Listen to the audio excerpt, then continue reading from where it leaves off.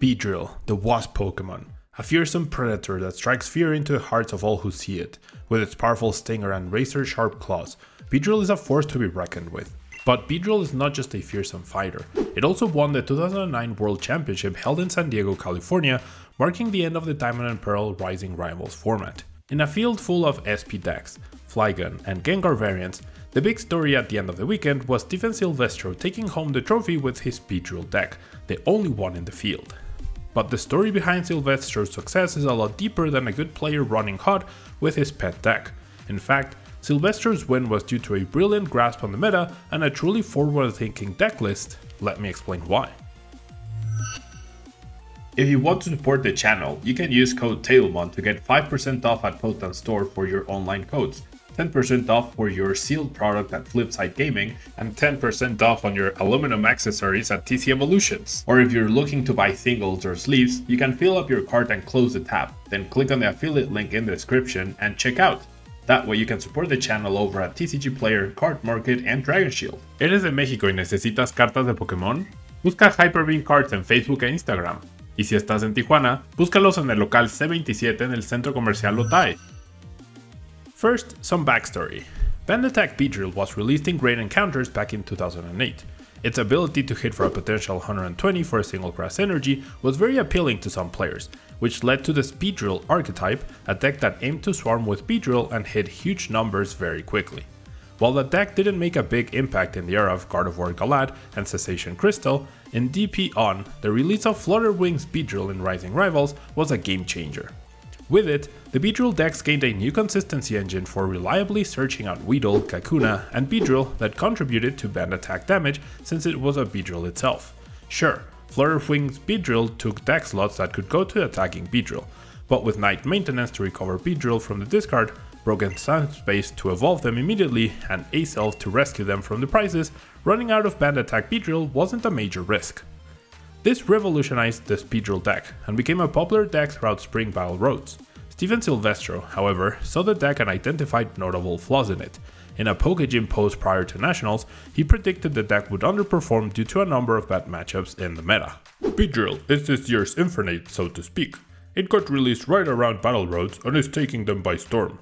Will it win Nationals? Not a chance. While its matchups versus most of the format are good, without amazing luck to avoid its poor games, it won't even make cut. So what were those bad matchups? In short, SP decks. BEEDRILL was a deck that really relied on its Pokepowers, and early aggression paired with Power Spray made it much harder for BEEDRILL to get going. Lockscape was threatening because they could easily target down benched Claydol with Luxray GL, and Infernape hit BEEDRILL for weakness. Dialga G decks posed a problem with Deafen, slowing down BEEDRILL a lot. But the scariest were the Palkia Lock decks. By chaining Mesprit Psychic Bind, they could create Power Lock that lasted most of the game. They could also use Palkia G level X's Lost Cyclone to repeatedly force BEEDRILL to a smaller bench, and then Hydra Shot the best bench Pokemon they had left. Any of the SP matchups could pose problems, but Palkia Lock was almost insurmountable. Stephen Silvestro saw potential in BEEDRILL and sought to address the issues he saw in the standard BEEDRILL lists. This ended with a top 32 finish at US Nationals and then, of course, his Worlds win, where he rallied from a 1-2 start and conquered a field full of SP. Silvestro's adjustments to the deck were nothing short of revolutionary, and they completely changed the deck's dynamics. So how did Silvestro turn BEEDRILL from a deck with some deal-breaker matchups into a World Championship winner? Critically, his deck wasn't BEEDRILL. Setting up a field full of 3 or 4 stage 2s quickly can be very difficult, especially with disruptive SP decks everywhere. But Silvestro realized that all he needed to do was keep up with the price trade early game and set up fully a bit later. Silvestro's innovation, a small SP engine featuring a 1-1 Luxray GL line, Acrobat G, and some Poketurns. This allowed him to opt into the disruptive game as well, and use Luxray to take early prizes with only a couple BEEDRILL in play, disrupting the opponent's setups as well. This gave the deck way more options, allowing him to adjust the tempo of his setup based on the opponent's board positions. If a swarm of BEEDRILL isn't in the cards early on, no worries, just use Luxray to pick off bench Pokemon and take some easier prizes.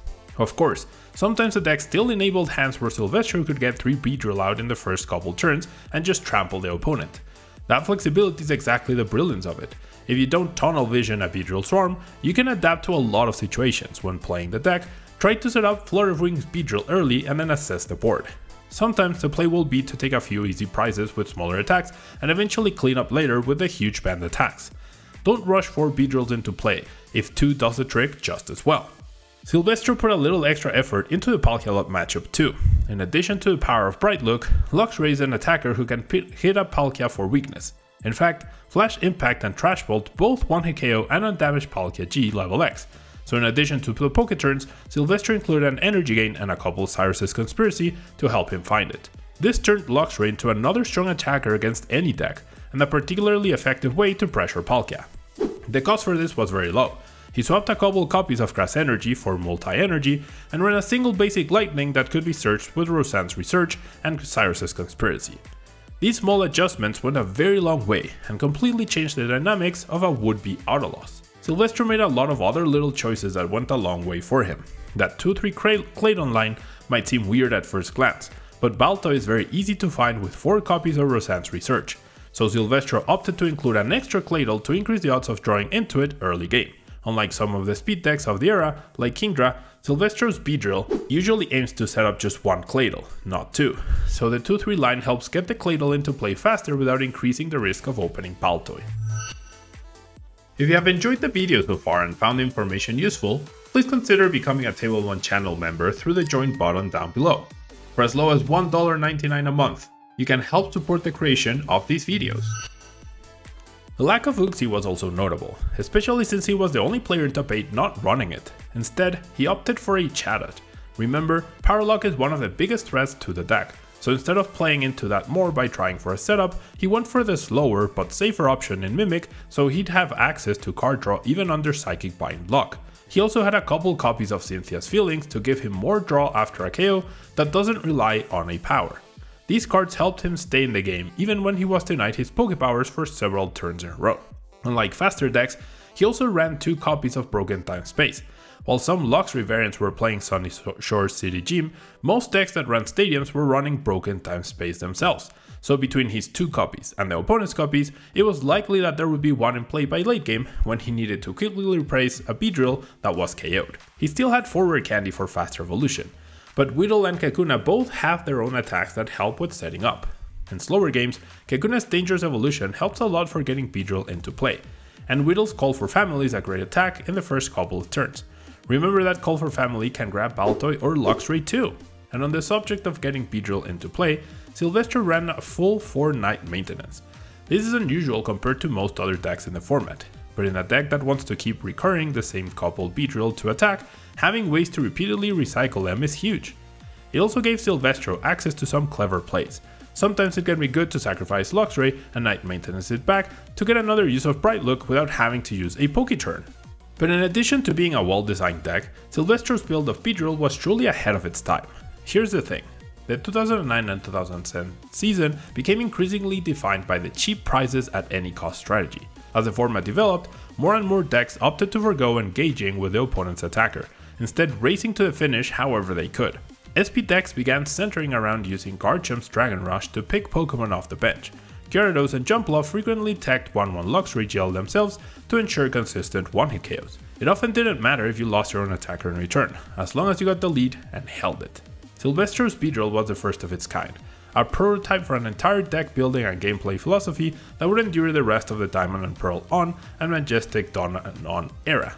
It's easy to underrate this deck in hindsight if you've already used Luxjump and related decks.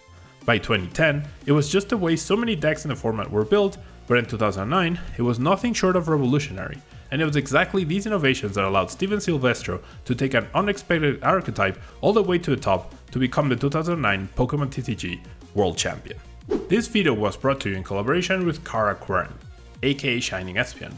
Follow her on Twitter at ShiningEspion3 for more retro Pokemon content. Thanks so much for watching this video. Don't forget to leave a like, subscribe if you haven't yet, and leave a comment if you found it useful or if you think there's something I overlooked. Until next time!